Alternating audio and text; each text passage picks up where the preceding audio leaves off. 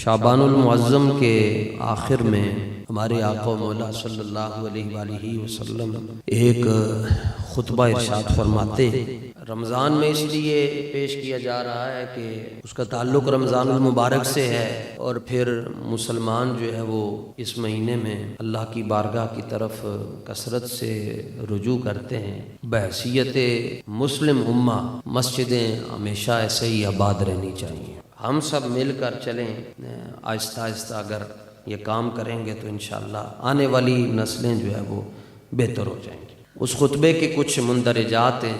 پہلا جو جملہ ہے، فرمایا میرے صحابہ تم پر بڑی برکت والا مہینہ سایہ کرنے والا۔ آقا علیہ السلام نے فرمایا کہ اس میں ایک رات ایسی ہے جو 1000 مہینوں سے افضل ہے۔ پھر فرمایا اس میں روزہ فرض ہے اور تراویح نفل ہے، یعنی دن کو تم نے روزہ رکھنا ہے اور رات کو تم نے تراویح ادا کرنا ہے۔ پھر فرمایا کہ اس میں نفل کا ثواب اللہ فرض کے برابر کر دیتا ہے۔ پھر فرمایا جو فرض ہے وہ 70 فرضوں کے برابر ہو جاتا ہے۔ فرمایا یہ صبر کا مہینہ ہے، جو کر لے گا اللہ اس کو جنت عطا فرماتا ہے۔ فرمایا یہ لوگوں کے ساتھ غمخواری کا مہینہ ہے۔ حضور پر نور صلی اللہ علیہ وسلم نے فرمایا اس مہینے میں مومن کا ظاہری اور باطنی رزق بڑھا دیا جاتا ہے۔ فرمایا جس شخص نے کسی کو افطاری کروائی اللہ اسے 2 اجر دے گا، اللہ اس کے گناہ معاف فرما دے گا، اور نمبر 2 اللہ اسے دوزخ سے بھی آزاد فرما دے گا۔ صحابہ فوراً عرض کرنے لگے حضور اے تو پھر کوئی بھی نہیں کر سکتا، ایسی افطاری جس سے بندہ دوزخ سے بچ جائے۔ تو صحابہ پریشان ہوئے کہ حضور یہ تو پھر کوئی بھی نہیں کر سکے گا۔ سرکار نے فرمایا نہیں، یہ جو ہے نا کہ جو بندہ مومن کو افطاری کرواتا ہے، اس سے مراد یہ ہے کہ وہ پانی کا ایک گھونٹ ہی پلا دے، ایک کھجور دے دے یا ایک گھونٹ دودھ کا پلا دے، اللہ اس کے گناہ بھی بخش دے گا اور اللہ اسے دوزخ سے بھی آزاد فرما دے گا۔ پھر ارشاد فرمایا کہ اس کا پہلا عشرہ رحمت، دوسرا بخشش اور تیسرا دوزخ سے آزادی کا ہے۔ فرمایا جو شخص اپنے ماتحت سے اپنے ملازم سے نرمی کرے گا اللہ اس کو بھی بخش دے گا۔ ملازموں سے نرمی، 8 گھنٹے 6 گھنٹے دے دیں، مشکل کام ہے کہو تھوڑا کر، ڈیوٹی ٹائم کم کر دیں، سیلری تھوڑی اس مہینے کی بڑھا دیں۔ آقا علیہ السلام نے نصیحت کی، اب عمل کی طرف آئیں۔ حضور نے فرمایا کہ 4 چیزوں کی اس میں کثرت کرنی ہے۔ فرمایا 2 ایسی ہیں جن سے تم اپنے رب کو راضی کر سکتے اور 2 ایسی ہیں جن کے بغیر تمہارا گزارا نہیں۔ اب وہ جو 2 ہیں جن سے تم رب کو راضی کر سکتے ہو، ان میں پہلی یہ ہے کہ فرمایا رمضان المبارک کے مہینے میں کثرت کے ساتھ کلمہ طیبہ کا ورد کرنا ہے۔ اور اس کا وزن کتنا ہے؟ فرمایا کہ کل کائنات ایک ترازو میں رکھ دی جائے اور دوسرے ترازو میں یہ کلمہ رکھ دیا جائے، فرمایا اس کا وزن زیادہ ہو جائے گا۔ ہمارے بڑے کہتے ہیں کہ جو عادت ہوتی ہے وہ موت تک جاتی ہے۔ کچھ لوگوں کی عادت ہوتی ہے جب تک سودی نظام پہ وہ کام نہیں کریں گے، وہ کہتے ہیں روٹی نہیں ملتی، وہ ان کی موت بھی سودی نظام میں آتی ہے۔ شراب کی عادت ہوگی تو شراب میں موت آئے گی، اور جس کی یہ عادت ہوگی اٹھتے بیٹھتے چلتے پھرتے کلمے کا ورد کرتا رہے گا، وہ جاتے ہوئے بھی کلمہ پڑھتا ہوا جائے گا۔ اور نمبر 2 فرمایا جس سے تم اپنے رب کو راضی کر سکتے ہو، فرمایا یہ ہے کہ کثرت کے ساتھ استغفار بھی کرنا ہے۔ اور امام حسن مجتبی رضی اللہ تعالیٰ عنہ کے پاس 3 مریض آئے۔ ایک نے کہا جی پیسے نہیں ہیں کہ کوئی وظیفہ دسو، آپ نے فرمایا استغفر اللہ پڑھیا کرو۔ دوسرا آیا، اس نے کہا اولاد نہیں ہو، فرمایا استغفر اللہ پڑھیا کرو۔ تیسرا آیا، اس نے کہا رزق نہیں، صحت ٹھیک نہیں ہے، فرمایا استغفر اللہ پڑھا کرو۔ سیدنا امیر معاویہ رضی اللہ تعالیٰ عنہ آپ کے یہاں بیٹھے ہوئے تھے، انہوں نے کہا 3 مریض آئے، 3 مرض ہیں، مرض بھی جدا ہیں، تو آپ دوائی سب کو ایک ہی دے رہے ہیں کہ استغفر اللہ پڑھا کرو، استغفر اللہ پڑھو کرو، استغفر اللہ، اس کی کیا وجہ ہے؟ تو آپ فرمانے لگے معاویہ جس کو معافی مل جائے اس کو ہر چیز مل جاتی ہے۔ 1.25 لاکھ کے قریب انبیاء ہیں، اور 1 2 3 4 5 6 7ویں نمبر پر جو نبی ہیں وہ حضرت ابراہیم ہیں، اور آپ کا ایک لقب ہے جد الانبیاء۔ اس کا معنی یہ ہے کہ آپ کی اولاد میں سے 40,000 نبی پیدا ہوئے ہیں۔ ایک لقب اور ہے آپ کا، وہ ہے خلیل اللہ، اس کا مطلب ہے اللہ کا دوست۔ اور پھر دوستی امتحان بھی لیتی ہے۔ آپ اپنے گھر میں بیٹھے ہوئے تھے، باہر سے گزرا کوئی اجنبی اور اس نے یہ جملہ کہا اللہ، لیکن اس وقت اس کی کوئی لے تھی، کوئی درد تھا، بس اس نے اتنا ہی کہا اللہ، آپ بے قرار ہو گئے۔ محبت ہے نا اللہ سے، اتنا بے قرار ہوئے کہ فوراً سرعت میں جلدی میں اٹھے اور دروازے کے باہر تشریف لے کر گئے تو ایک اجنبی کھڑا تھا، تو آپ نے اس سے بے قراری میں پوچھا کہ ابھی ابھی کسی نے اللہ کہا تھا، وہ تم ہی ہو؟ اس نے کہا جی میں ہی ہوں۔ آپ نے فرمایا ایک مرتبہ اور کہہ دو۔ اس نے کہا اب نہیں کہوں گا۔ اجنبی تھا، اس نے کہا میں مسافر ہوں، میں پیسے لوں گا، معاوضہ۔ آپ کے پاس ہزاروں کی تعداد میں بکریاں کھڑی تھی، فرمایا چوتھا حصہ تمہیں دے رہا ہوں۔ اس نے پھر کہا اللہ۔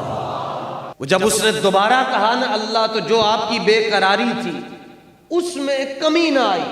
ہوا یہ کہ جب اس نے کہا اللہ، آپ کی بے قراری میں اضافہ ہو گیا، چوتھا حصہ اس کو دیا، پھر کہا کہ اب پھر کہہ دو اللہ۔ اس نے کہا معاوضہ چاہیے۔ آپ نے فرمایا آدھا ریوڑ تمہارا، ایک مرتبہ کہہ دو۔ تو اس نے پھر کہا اللہ۔ جو عشق الہی کی آگ اندر جل رہی ہے اس میں اضافہ ہو رہا ہے، جب وہ کوئی چنگاری جلاتا ہے تو اس میں اضافہ ہوتا جا رہا ہے۔ آپ نے فرمایا پھر کہو۔ اس نے کہا معاوضہ۔ اب جب اس نے کہا کہ معاوضہ چاہیے، فرمایا سارا ریوڑ لے لو، بس کہو اللہ۔ تو آپ نے فرمایا پھر ایک بار کہو۔ اس نے کہا معاوضہ۔ اب معاوضہ ختم ہو گیا ہو، لیکن وہ جس لے میں کہہ رہا تھا، اب جب اس نے کہا معاوضہ، آپ نے فرمایا اچھا بکریاں تو ختم ہو گئی، سنیں جی ذکر کی کتنی برکت ہے۔ آپ نے فرمایا خدا کے بندے، اجنبی مسافر، تم نے تو یہاں سے چلے جانا ہے، یہ بکریوں کا ریوڑ اتنا کثیر تعداد میں ریوڑ ہے، یہ لے کر تم رخصت ہو جاؤ گے تو ان بکریوں کی رکھوالی کے لیے کوئی غلام بھی تو چاہیے ہوگا نا۔ تم ایک مرتبہ اللہ کہہ دو، مجھے اپنا غلام بنا لو، میں ساری زندگی تمہاری بکریوں کی رکھوالی کرتا ہوں۔ بس جب اس نے یہ جملے آپ کی زبان اطہر سے نکلے، اجنبی نے اپنا راز کھول دیا۔ اس نے کہا میں جبریل ہوں،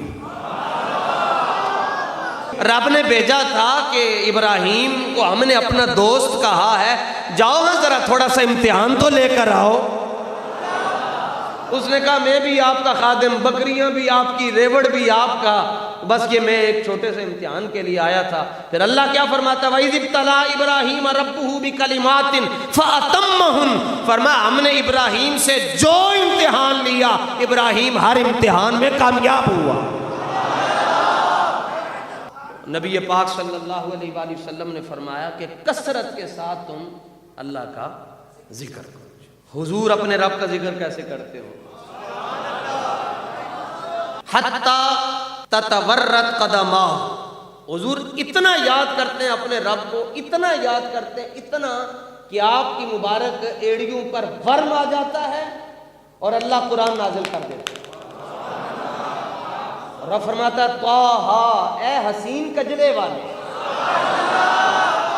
مَا أَنزَلْنَا عَلَيْكَ الْقُرْآنَ لِتَشْقَىٰ، ہم نے قرآن اس لیے تو نہیں نازل کیا کہ آپ اپنے آپ کو مشقت میں ڈال دیں۔ حضور اپنے رب کو ایسے یاد کرتے کہ رب فرماتے ہیں یا ایھا المزمل قم اللیل الا قلیلا، محبوب ساری ساری رات نہ کھڑے ہو کر مجھے یاد کیا کرے، کبھی آرام بھی فرما لیا کرے۔ اور پھر جو جام توحید، عشق الہی کا جو جام رسول اللہ نے اپنے صحابہ کو پلایا، اس کی حالت یہ تھی کہ عبداللہ بن جہش احد کی رات دعا مانگ رہے کہ یا اللہ صبح میرا آمنا سامنا ایسے دشمن کے ساتھ ہو، ایسے کافر کے ساتھ ہو جس کے اوپر میں حملہ کروں، وہ پھر میرے اوپر حملہ کرے، پھر میں اس کے اوپر حملہ کروں، پھر وہ میرے اوپر حملہ کرے اور وہ میرے اوپر غالب آ جائے اور وہ میری آنکھیں نکال دے اور وہ میرا ناک کاٹ دے، وہ میری زبان کاٹ دے، وہ میرے دونوں بازو کاٹ دے اور میرے جسم کا کیما کیما کر دے، اور بروز محشر میں تیری بارگاہ میں حاضر ہوں، نہ میری آنکھیں ہوں، نہ میرے کان ہوں، نہ میرا ناک ہو، نہ میری زبان ہو۔ تو رب پوچھے، عبداللہ بن جہش کہتے ہیں یا اللہ تو مجھ سے پوچھے عبداللہ بن جہش کہ تیری کیا حالت ہے، یہ کیوں ہوئی ہے؟ میں کہوں فی کا وفی رسول کا، یا اللہ یہ جو سب کچھ ہوا تیری محبت میں ہوا، تیرے یار کی محبت میں ہوا. اور آگے سے تو میری یہ بات سن کر کہے عبداللہ تو سچ کہہ رہا ہے.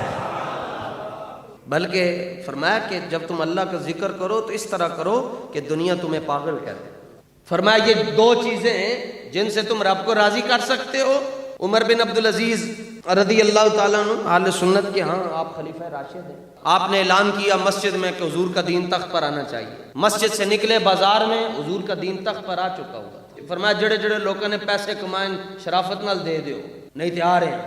انہوں نے وہ جتنے بھی مالدار تھے بڑے بڑے انہوں نے وہ سارا اپنا ساز و سامان فٹ پاتھوں پر رکھ دیا تھا اور آدھا دین بچ گیا تھا. جب آپ گھر گئے آپ کی زوجہ جو ہے وہ بادشاہ کی بیٹی تھی.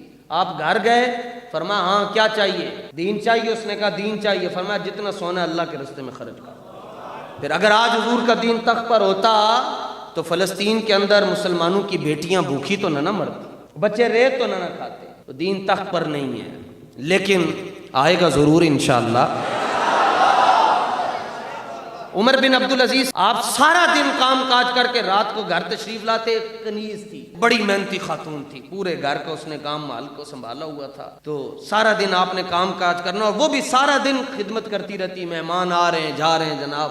لیکن جو ہی رات پڑتی تو آپ آ کر پہلے حصے میں سو جاتے اور وہ پہلے حصے میں مصلے پر بیٹھ جاتی اور ایک جملہ کہتی. کسی مدرسے سے نہیں بڑی ہوئی تھی. وہ جملہ کہتی اللہ کی بارگاہ میں، کہتی یا اللہ تجھے میں اس محبت کا واسطہ دیتی ہوں جو تو مجھ سے کرتا ہے کہ میری بخشش فرما. آپ کیسے کان کھڑے ہو گئے، یہ کون، یہ کیا جملہ کیا کہہ رہا ہے؟ چونکہ اس سے پہلے کبھی یہ جملہ سننے میں نہیں آیا. تو آپ کو تجسس ہوا یہاں اس سرائے کے اندر کوئی رہتا ہے، خاتون کی آواز ہے. آپ گئے کان لگا کر سنا تو اپنی خادمہ تھی جو کام کرتی تھی. فوراً جا کر اس کو ٹوکا، خدا کی بندی نادان ایسی باتیں کہتے ہیں کہ یا اللہ تجھے میں اس محبت کا واسطہ دیتی ہوں جو تو مجھ سے کرتا ہے کہ میری مغفرت فرما دے. یہ کیا بات ہے؟ لیکن وہ بڑی دلیری سے اس نے جواب دیا. کہنے لگی قرآن کی وہ آیت آپ کی نگاہ سے نہیں گزری کہ جس میں رب یہ فرماتا ہے یحبہم و یحبونہ؟ کیا وہ آیت آپ کی نگاہ سے نہیں گزری جس میں رب یہ فرماتا ہے پہلے میں اپنے بندے سے پیار کرتا ہوں پھر بندہ مجھ سے پیار کرتا ہے؟ فرمایا آپ نے یہ آیت نہیں پڑھی؟ آپ نے فرمایا ہو پڑھی ہے لیکن جس طرح اس کو تو نے سمجھا ہے ہم نہیں سمجھ سکے. جن کے گھر میں کام کاج کرنے والی اتنی بڑی عارفہ ہوگی وہ خود کتنا بڑا عارف باللہ ہوگا. اس لیے اللہ نے فرمایا رمضان میرا مہینہ اور اس مہینے کے ساتھ مسلمان کیا کچھ نہیں کرتے. لوٹ آئیے. اللہ فرماتا ہے یا ایھا الانسان ما غرک بربک الکریم. وہ کیڑا بندہ ہے جڑا تینوں میرے کولوں دور لے گیا جبکہ الذی خلقک فسواک. آج تو کہندے میرے ہونٹ ایسے ہیں، میرے رخسار ایسے ہیں، میرے ابرو ایسے ہیں، میرے ہاتھ ایسے ہیں، میرے نیم نقش ایسے ہیں. یہ کس نے بنائے؟ یہ تجھے میں نے بنا کر دیے ہیں. هو الذی یصورکم فی الارحام. تو ماں کے پیٹ میں تھا تیری صورت میں بنا رہا تھا. تو واپس آ جا، میری طرف آ جا.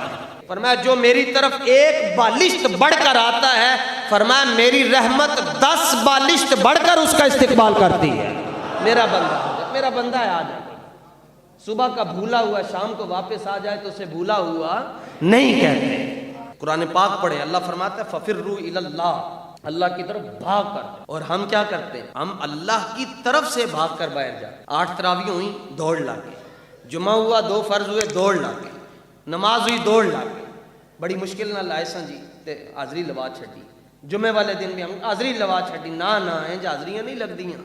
رسول پاک صلی اللہ علیہ وآلہ وسلم نے فرمایا کہ مسجد کے دروازے پر 2 فرشتے کھڑے رہتے ہیں. جو آ رہے ہوتے ہیں ان کے نام لکھ رہے ہوتے ہیں، فلاں بن فلاں فلاں فلاں فلاں بھی آ گیا، اور ان کے ہاتھ میں رجسٹر ہوتا ہے. فرمایا جب خطیب خطبہ دینے کے لیے ممبر پر بیٹھ جاتا ہے رجسٹر بند کر دیتے ہیں. اس کے بعد چاہے 5000 بندہ ہے 10,000 بندہ ہے کسی کی حاضری نہیں لگے گی. حاضری اس کی لگے گی جو خطیب سے پہلے آئے. کس چیز نے ہمیں اللہ سے دور کر دیا؟ واپس اللہ کی طرف آئیں. اللہ کے حبیب امام الانبیاء صلی اللہ تعالی علیہ وآلہ وسلم نے ارشاد فرمایا جب تک سورج مغرب میں غروب ہو رہا ہے توبہ کا دروازہ کھلا ہے. لیکن فرمایا کہ جب پھر موت سامنے آ جاتی ہے اس وقت وہ دروازہ بند کر دیا. حضرت جابر کے والد وہ شہید ہو گئے احد میں. تو حضرت جابر بڑا پریشان رہتے تھے کیونکہ قرضہ بہت چڑھ گیا تھا اور بڑا پریشان رہتے تھے کہ والد دنیا میں نہیں رہا قرضہ ہے وہ بھی دینا ہے. حضور نے فرمایا جابر پریشان رہنا ہے, خیر ہوئے. عرض کیا قرضہ اور باپ کا دکھ ہے. فرمایا میں آپ کو یہ نہ بتاؤں کہ آپ کے والد اس وقت کس حالت میں؟ عرض کیا حضور ضرور بتائیں. فرمایا اللہ تعالیٰ نے انہیں اپنے سامنے بٹھا کر اپنا دیدار کروایا ہے. اور پھر پوچھا جابر کے والد تمہاری کیا آرزو ہے؟ عرض کرنے لگے رب میری آرزو یہ ہے کہ تو مجھے پھر زندہ کر, میں پھر تیرے حبیب کی قدموں میں جاؤں اور پھر مجھے جام شہادت ملے. تو آیا نہ ڈرتے کیوں بد نصیبہ. پھر نبی پاک صلی اللہ علیہ وآلہ وسلم نے اپنے خطبے کے آخر میں چند اور باتیں ارشاد فرمائیں. فرمایا دو چیزوں کے بغیر تمہارا گزارا نہیں, وہ تم نے جنت میں جانا ہے اور دوزخ سے بچنا ہے. تو فرمایا اس کے لیے بھی تمہیں محنت کرنی. اور آخری جملے حضور کے, فرمایا جس نے کسی روزہ دار کو افطاری کے وقت پانی پلایا اس کو اجر کیا ملے گا؟ فرمایا اللہ اسے حوض کوثر سے جام عطا فرمائے گا. اور فرمایا وہ جب ایک مرتبہ جام کوثر پی لے گا جنت میں جانے تک اس کو دوبارہ پیاس نہیں لگے گی. بس اتنا خطبہ نبی پاک صلی اللہ تعالیٰ علیہ وآلہ وسلم نے ارشاد فرمایا. حضرت عبداللہ ابن عباس کہتے ہیں ویسے تو حضور پورا سال سخاوت فرماتے رہتے تھے, لیکن رمضان میں تیز ہوا پیچھے رہ جاتی تھی, حضور کی سخاوت آگے نکل جاتی. صحیح مسلم میں ایک شخص صفوان آپ کی خدمت میں آئے اور وہ دیکھا کہ جس طرح حضرت ابراہیم کا آپ نے سنا کہ بکریوں کا ریوڑ تھا, دیکھا بہت بڑا ریوڑ ہے بکریوں کا. عرض کی حضور یہ ریوڑ مجھے دے دیں. سرکار نے فرمایا لے جاؤ ریوڑ. وہ ریوڑ لے کر گیا, جو ہی جا رہا تھا وہ گھر پہنچا, اپنے بہت بڑا قبیلہ تھا, اس نے جملے مسلم کے اس نے پہلا جو بولا نا اس کی زبان پر جو لفظ آئے اس نے کہا اسلمو, اوے بندے دے پترو سارے کلمہ پڑھ جاؤ. انہوں نے کہا جناب خیر ہو گئے کوئی گل بھی تو دسو. ٹھیک ہے تسی جدھر کہو گے اسی ٹر جاواں گے لیکن کوئی گل تو دسو. اس نے کہا حضور اتنا عطا فرماتے ہیں کہ پھر مانگنے کی ضرورت ہی نہیں رہتی. پڑھو کلمہ سارے. پورا قبیلہ اس نے کلمہ پڑھا دیا. امام بصیری فرماتے ہیں کالزہر فی طرف والبدر فی شرف والبحر فی کرم.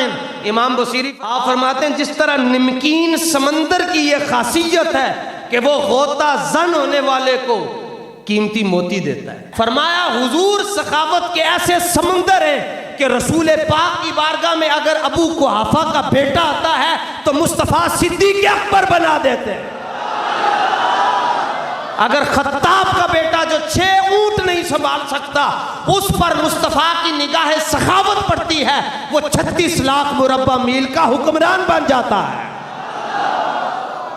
حضور نے صرف دنیا کو پیسے نہیں دیے, حضور نے علم بھی عطا فرمایا. مخلوق کو زندگی حضور کی برکت سے ملی ہے. صرف ایک لفظ نہیں ہے جو تیرے لب پہ نہیں. اتنا دیتا ہوں بھائی, جب حضور دیتے ہیں تو جائیے نا, مانگیے نا حضور سے. کیا مانگنا کیا ہے؟ حضور سے حضور کو مانگے. صحابی نے کہا, حضور نے پوچھا مجھے وضو کرواتے ہو؟ حضرت ربیعہ بن کعب اور رات کے اندھیرے میں حاضر ہو جاتے آفتابہ مبارک لے کر, اور ایک دن دریائے کرم موج میں آیا. فرمایا ربیعہ جو مانگنا ہے مانگو. عرض کہ حضور آپ کو مانگتا ہوں, آپ سے مانگتا ہوں, آپ کو مانگتا ہوں, جنت میں مانگتا ہوں. حضور قیامت والے دن جب جنت میں جائیں گے تب بھی مجھے ساتھ لے کر جائیے گا, میں نے وہاں بھی آپ کی خدمت کرنی. تو دے سکتے ہیں کیا کچھ کہ وہ کچھ دے نہیں سکتے. یہ بحث نہ کر, ہوش میں آ اور بھی کچھ مانگ. جن لوگوں کو شک ہے کہ کرم ان کا ہے محدود, ان لوگوں کی باتوں پہ نہ جا, اور بھی کچھ مانگ. اور اس در پہ یہ انجام ہوا حسن طلب کا, جھولی میری بھر بھر کے کہا اور بھی کچھ.